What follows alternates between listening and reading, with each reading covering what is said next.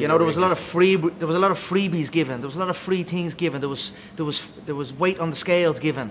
There was shots in the octagon given. There was plugs and support given. There's nothing free given this time. Everything is getting took, and that's the mindset here. Is that why you lost? Yeah, I would say so. There's a few things, a tactical. You know, I wasn't, like I said, I pitied the man. To be honest with you, I was looking past him. I had a Manny Pacquiao camp in place, and that was 3/4 of the camp. So, you know, I've dialed it back in. I've focused on the skills and the tactical errors and things like that. And here we are. You know, it's been full focus on mixed martial arts practice, and I'm ready to go.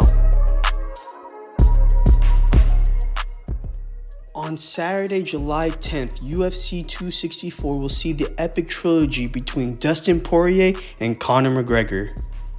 This fight comes about 6 months after their rematch at UFC 257, where Dustin Poirier stopped Conor in the second round. And although Dustin Poirier has something to prove, there is a lot more pressure on Conor McGregor to perform well this Saturday. So in this video, we're going to answer the question, why UFC 264 is Conor McGregor's last chance? My mindset, I'm back on the building sites now. I've a hard hat, a high vis, and 2 hammers in me hands. That's my mindset. I'm not relishing in all me past accomplishments, all the money I've got in me bank, all the Forbes accomplishments, all that. That's all in. I don't care about that. I'm back on the sites in a high vis with 2 hammers on me fucking hands.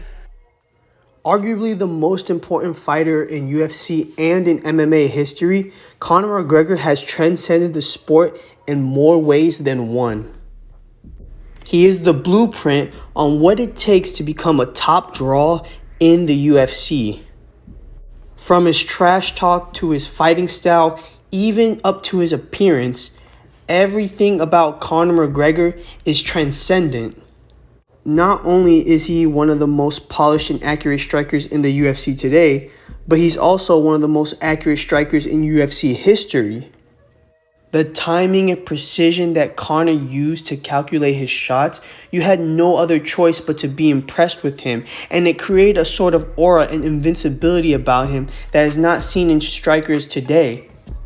But one of the problems with current day Conor McGregor is that he has not been very active in the past 5 years, and because of that, his style has not evolved that much since 2016. While he was gone breaking records with Floyd Mayweather in 2017, Conor missed the next generation of lightweight contenders.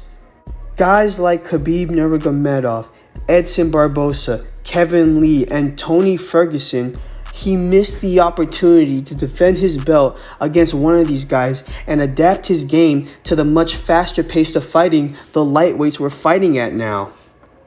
So going into the fight with Khabib in 2018, not only is he coming off a near 2-year layoff, but he's fighting at a pace that is slow and methodical, which was not translating well to what the lightweight division was transitioning to. And that brings me to his biggest problem, which is he has poor conditioning after taking shots. There is an adrenaline dump when Conor is caught by 2 or 3 significant shots cleanly. And what happens is that he starts to gas out, and because of that, he's not able to go into these deep waters with the other lightweights.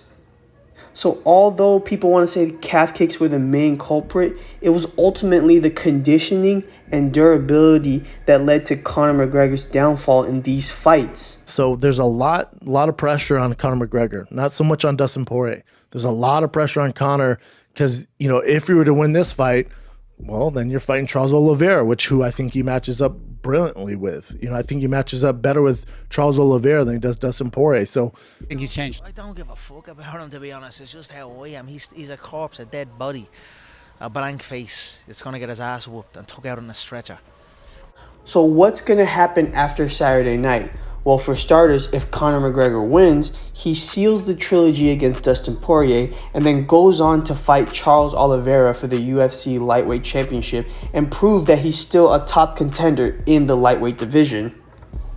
But if he loses, it's kind of hard to see where Conor McGregor goes from there. Because he's at a point now where he can't just take any fight. He can't be anything else but the main event of a pay-per-view card. He is the prize fight of all prize fights. So what happens when your biggest draw takes 2 losses in a row? A trilogy fight with Nate Diaz would be on the cards, and maybe even some boxing bouts, but would they really mean much if Conor loses again?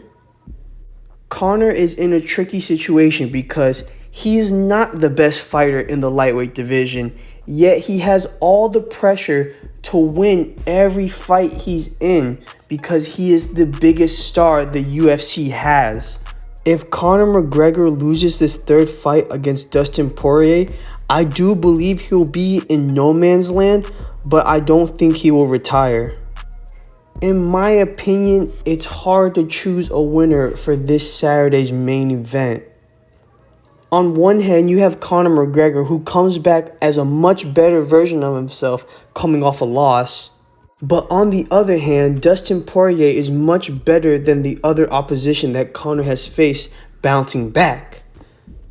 Whatever happens, this Saturday night will be one of the biggest events in UFC history, and all I can say is the UFC is better when Conor McGregor is fighting.